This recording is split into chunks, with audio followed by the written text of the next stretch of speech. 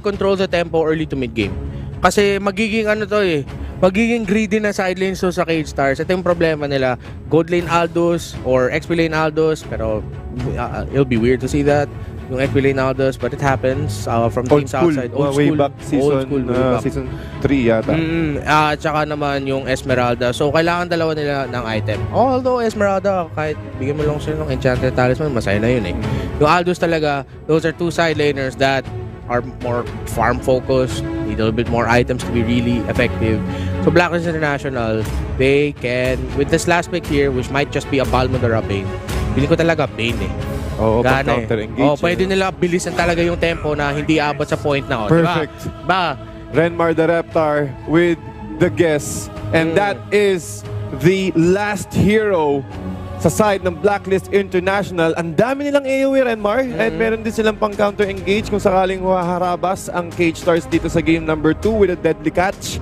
Pang knock-up na rin for them to get that disable and cancel sa mga skills ng Cage Stars. Coach Bonchan, again, maraming salamat sa pagtulong sa ating mga kampyon ng Pilipinas as we head into the Warp Portal ng M3 World Championships. Oh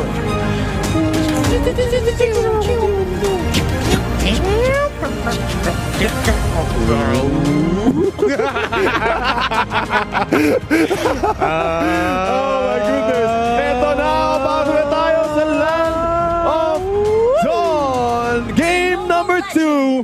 Blacklist International versus Cage Stars. Brazil versus Philippines.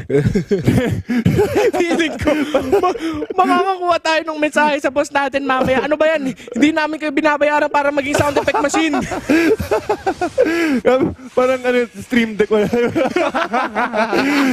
Alright. Blacklist International, syempre, in-expect pa rin natin sila na manalo. Going for the love set.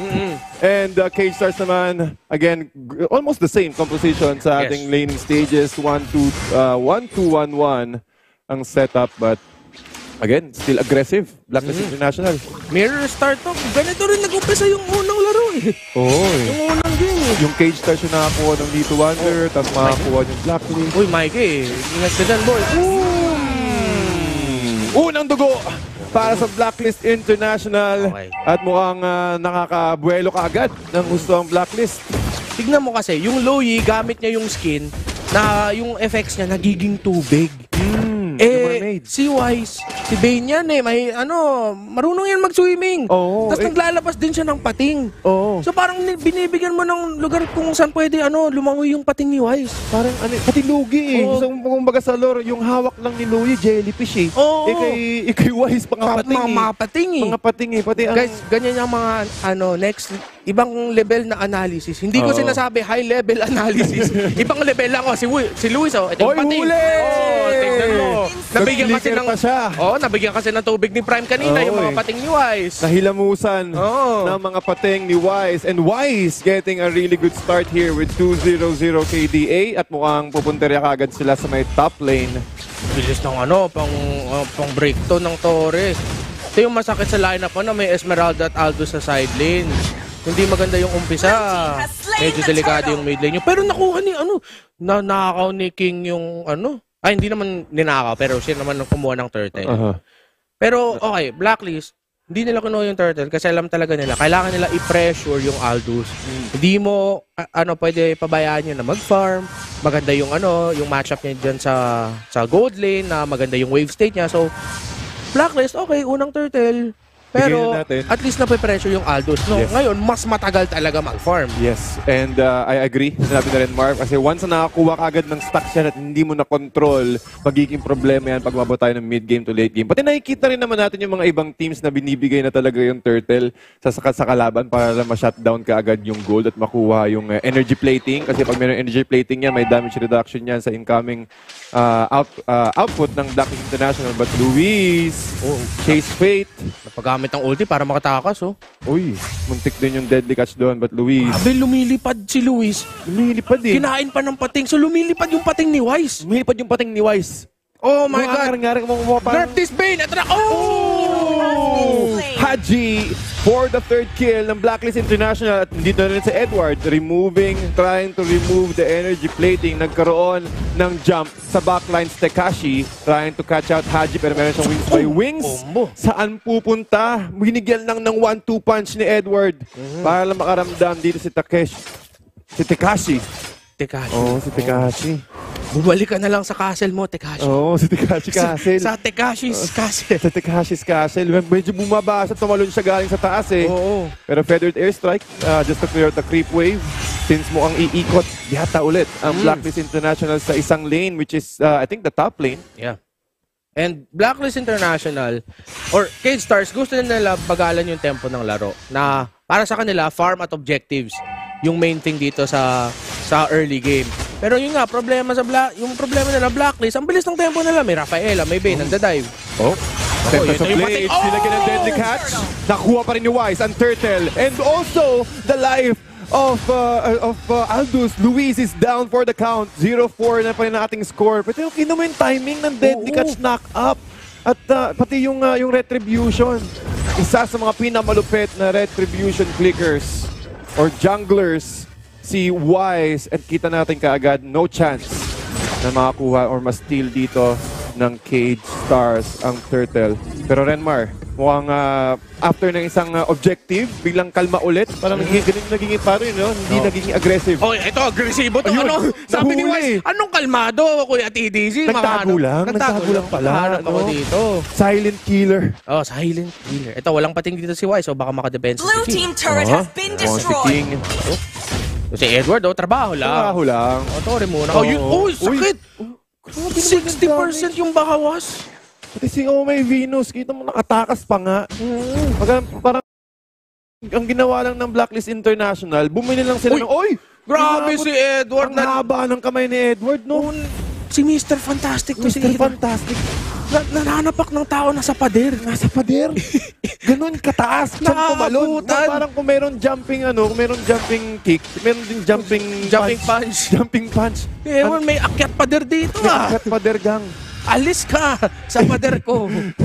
Hindi mo yan pader. Hindi mo pader yan. Amin yan. Unti-unti namin kukunin ang teritoryo ng Cage Stars as they're trying to knock on Tier 1 doors. Mukhang ready rin naman ang Cage Stars. 4 na members. So yung backline, no? Tekashi, mukhang na-pump niya yung kanyang Falling Star Moon. He will get it along with the deadly catch. Disengage ka agad para sa Blue Cage team Stars. turret has been At destroyed. nakuha ni King Nakuha ni King. yung purple buff. Si Edward, saktong pwesto. Uy, Edward. Feeling ko makahanap ka ng take-off eh. Set up to. Mukhang Si Prime set up to. nakatira. O si Edward. Sabi dito ni Edward. Parang ahas. Edward, Blacklist, nasa backline na ako. Ready for my mission. Ready for my mission. Maghihintay lang ng call ninyo. Okay. Okay, sabi ni Haji, sige bawasan ko muna. I-feather the airstrike ko muna. Chip. Pag umatras. Chip, nandito na po ako, Chip. Okay. Okay, umalis na. Okay. Copy. Abort mission. Abort mission. Doon tayo sa may objective. Mas maganda ba? Pagong. Buhayin pagong. Oh, pero si Tekashi, alam nilang nandun si Tekashi. And look at the position of Wise now. Trying to get the deadly catch. Another retribution takedown para sa Blacklist International. At ramdam ko, Renmar, walang kabayas-bayas. Lab set to eh. Oo. Nakita na natin to. Again, with the order of the draft going, parang nakikita mo na talaga yung storya ng laro. Hindi pa nag-uumpisa, nakikita mo na. King, respect, one of the best link players in Latin America. Yeah. One of his comfort pick. Grabe yan mag-link. Grabe yan mag-Hayabusa. Pero dahil sa match-up na kalaban niya, having to go up against a lineup na merong Paquito, Bane, at saka Farsa, kailangan ang bilis talaga ng daliri mo para, number 1, makaretry ng objective. Number 2, para makatakas lang. Ang hirap niyan. Si Tekashi, ang ganda din ng initiation ng Cage Stars. Tekashi, nakakahanap sila ng backline pick-off, nakakastan. But the damage, the poke of Blacklist International, the healing, the sustain, the movement speed, it's all there. Yep, nasa Blacklist lahat. AOE, disable, and I agree, Renmar, nakikita natin dito na talagang kinakapitalize ng Blacklist International yung advantage na to its fullest. At mukhang Nakapwesto din kaagad si Haji going for the Luis pick-off. na naman, no? Uy, Sa shutdown. Uy, si Haji sa likod. Okay. Nakatakas si Luis. Nakakatakas. At isipin mo, Kuya TDZ, lead 0-3-0 yung umpisa ng Aldous ng Cage Stars. Sobrang walang stocks to. Nakokontrol kasi kaagad eh. Oo. Deadly catch. Si King sumasalubong with a soul chase. Ay, Edward hindi. naging target. Si Wise mukhang na-isolate dito. Pero merong Wow. feathered airstrike. Si King hindi aabutan ng... I think this is a sandwich play. Naipit si Luis sa gitna. Hindi siya makakatakas. Uli na naman si Wise. At mukhang makakuha pa ng isa. Blacklist! Blacklist. May diversion play ba? Hindi.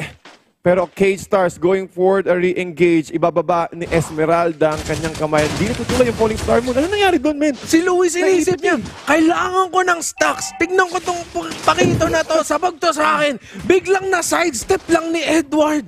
Sinide-step eh. What a sidestep by Edward. Naiwasan niya yung stun ng Aldous. Naiwasan niya yung yung suntok. Pagkatapos nung na-split ng Blacklist International, sakto-sakto, naiwan si Luis dun sa backline. Yung mga ibang miyembro ng Cage Stars, wala pa sila masyadong items. Hindi sila makakalaban na maayos kontra sa Blacklist. Naiwan na lang ang Aldous ng Cage Stars.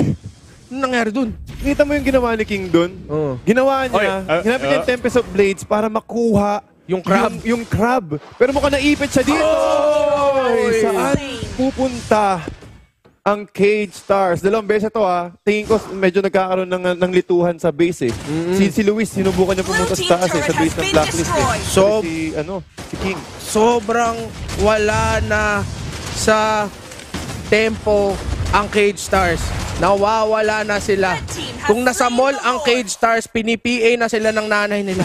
Cage Stars, please come to the reception. Where are you? Where are you? Again. Your supporters are looking for Cage Stars. Again, Cage Stars, your supporters are looking for you. Oo. Please go to the reception area. Pero yung Cage Stars kasi, pre, sinusubukan talaga nila. Pero dahil na-pressure lang talaga ng Blacklist, Blacklist did everything right. It's not the fault of K-Stars. It's not at their fault. Well, maybe si Luis dapat hindi na niya hinabol si Edward doon eh. Medyo na ano na yun. Feeling ko tilted na yun eh. Gutom na talaga makastocks. Pati ang hirap din kasi ng sitwasyon nila as the Lord is now pushing onto the middle lane. Tekashi trying to get that yung mga minions, pero ang hirap din kasi nakapwesto na rin kaagad yung Blacklist International. Tekashi mukhang mababurst ito na. agad. Nice vacuum. Grabe, Blacklist. Baka 10-0, 11-0 to kay Stars. Lab set to. Sabi ko sa'yo rin, Mar, lab set to eh. Wala pang deaths ang Blacklist International. Op! At mukhang 11 minutes pa lang to at mukhang nakakapasok na sila sa loob. Feathered airstrike pang zone ng members. Dito mo si Edward talaga sinasalubong lahat ng members Oy, ng K-Stars. Napakasakit. Kuya Edward as another tier 3 turret will be taken down. Ubos lahat ng tore at isa na lang ang tinatarget ng Blacklist International. Wow, Blacklist domination. Na-vacuum pero Wala lang, kiniliti lang. Kiniliti lang. Yung members ng Blacklist International, Feathered Airstrike, napakagandang prepare. At isang 3 waves rather ang papasok sa bawat sulok. pre, walang damage din sa Tore yung K-Stars. Yung Tore ng Blacklist mapupunta sa Game 3. Pwede pang next game. Pwede pa pang next game. I-reinstall lang ulit yung shield yun. Okay, setup na ulit. Setup na ulit. Ganon kadominante ang Blacklist International ng Pilipinas, ladies and gentlemen, as we have 12K net worth lead. Oh my. Isa sa pinakamataas na net worth sa buong M3. Dead Tekashi, ginamit natin Tekashi trying to get this down. The damage will be down. And monster kill pa nga kay Wise. Let's go! Tatlo sa wala. Ang nakuha dito ng Blacklist International. Focus agad sa goal. Wow! Lab set 11-0 and 2-0 para sa Blacklist. Si Edward parang gusto pa niya. The game's not finished. It's Game's not not over yet. finished. Job's not finished. Kaya Job's not tingin ko finished. talaga nakakalakas talaga to eh. Oo, yung headband, yung pre. headband, Pangklase pre. yung headband. Oo eh. My goodness! Cage Stars, a team that throughout M3 nakita nila ang improvement natin, nakita natin ang improvement nila. Tinalo nila ang Onyx Indonesia, improving on the drafts, improving